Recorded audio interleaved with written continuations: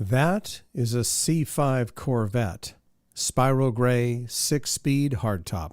And these are the 7 things that I would have changed on the car had I known about them when I got it.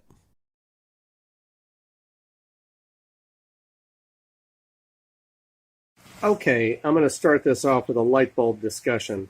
On the left side here, you can see the corner marker lights, which are here, and those have got light bulbs in them, which are standard incandescent type bulbs from the factory. The problem is these cars were some of the first cars with daytime running lights, so those bulbs are on all the time. They get really hot and they burn the housing and melt it. These aren't easy to get to, but you have to open up the headlights in order to get to them.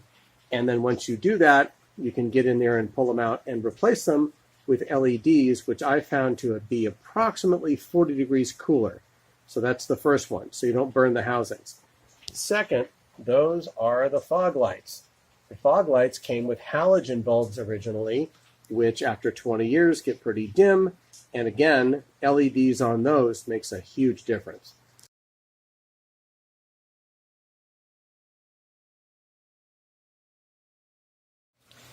That is a tire on a C5 Corvette.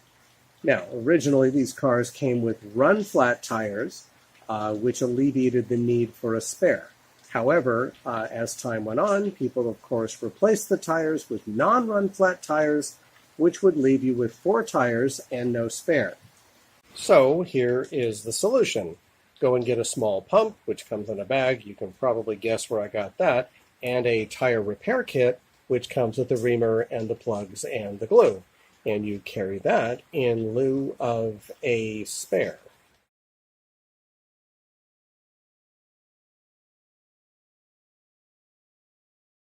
That is the seat controller on the driver's side of the car. No sit, no lean is a little note to self. Do not sit or lean or put any pressure on that plastic panel because you will break it off.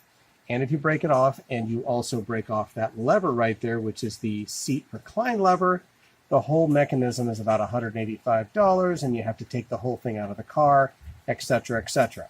So don't put any pressure on that. Sit in the seat, spin around, and sit in the car. Don't sit on the plastic.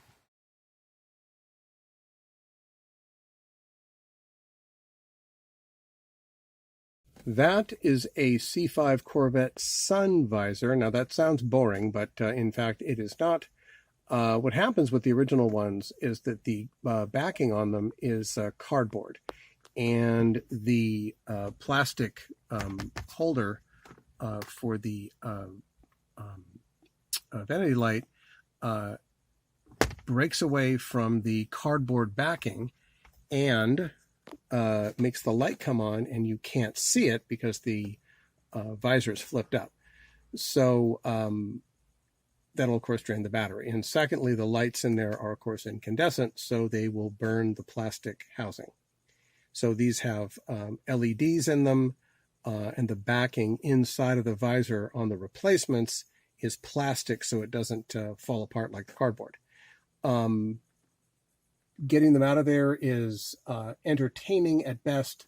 They kind of come out of there with a screwdriver and turning them 90 degrees and pulling them out. Be careful not to wreck the wire that goes to the vanity light. But other than that, that is definitely something you're going to want to look into when you get the car, because all of them are most likely delaminated and the switches don't work and all that.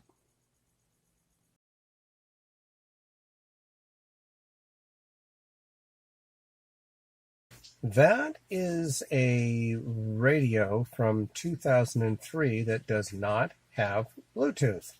So this being another microscopic observation, how do you get Bluetooth into that radio? Well, you get one of these little silly things, and I got this online, and they're 20 bucks or maybe 30, something like that. Anyway, you open up the ashtray, you pull out the lighter, and you put in this thing, which will then broadcast on an FM band that you're not using and to your phone via Bluetooth, and it works pretty well for 25 bucks.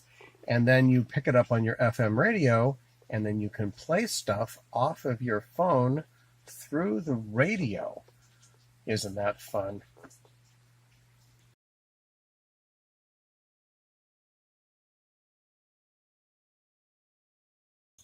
There's a little key trick I learned about these cars. That's the driver's door, and if I put the key in like so, and I turn it once, it unlocks the driver's door. If I do it again, it unlocks the passenger door, and if I do it again, it unlocks the back. Pretty slick.